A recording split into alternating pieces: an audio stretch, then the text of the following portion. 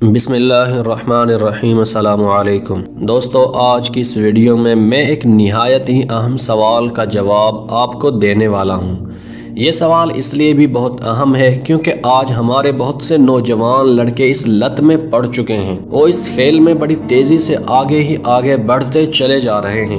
مناسب رہنمائی نہ ہونے کی وجہ سے وہ اس فیل کو چاہتے ہوئے بھی چھوڑ نہیں پا رہے۔ سوال یہ ہے کہ کیا عضو خاص کو دو تکیوں کے درمیان رگڑ کر منی خارج کرنا کیسا ہے؟ بد نظری یعنی فحش فلموں سے نجات کیسے پائی جائے؟ میں 7 سالوں سے مشت زنی کا عادی ہوں، اس سے کیسے بچا جائے؟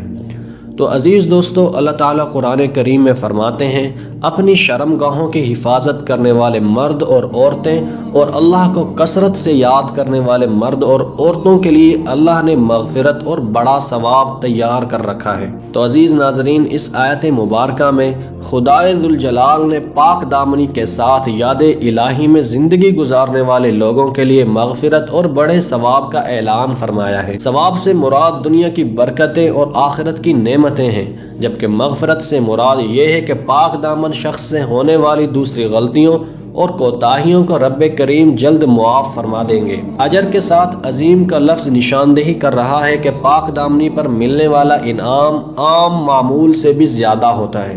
حیا اور پاک دامنی اسلام کی بنیادی تعلیمات میں سے ہیں، بلکہ اسلامی معاشرے کی عمارت جن ستونوں پر کھڑی ہوتی ہے ان میں سے ایک ستون کا نام حیا اور پاک دامنی ہے۔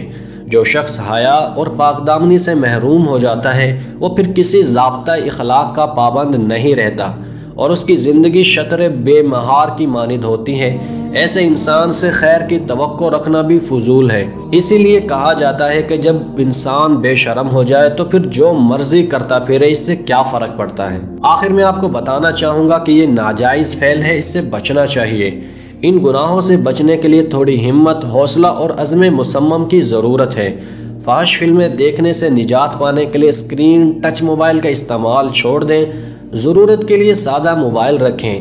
تنہائی میں گناہ کا وسوسہ زیادہ آتا ہے۔ اگر گناہ کا وسوسہ پیدا ہو اور آپ تنہائی میں ہوں تو خلوت سے نکل جائیں اور گناہ پر عذاب کا تصور کریں۔ اگر شادی نہ ہوئی ہو تو جلدی شادی کرنے کی کوشش کریں، ہو سکے تو کسی اصلاحی بزرگ سے تعلق قائم کر کے ان کی ہدایات پر عمل کریں۔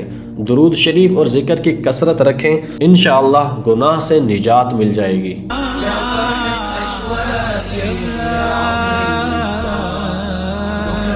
سأل من كل أيام الصعب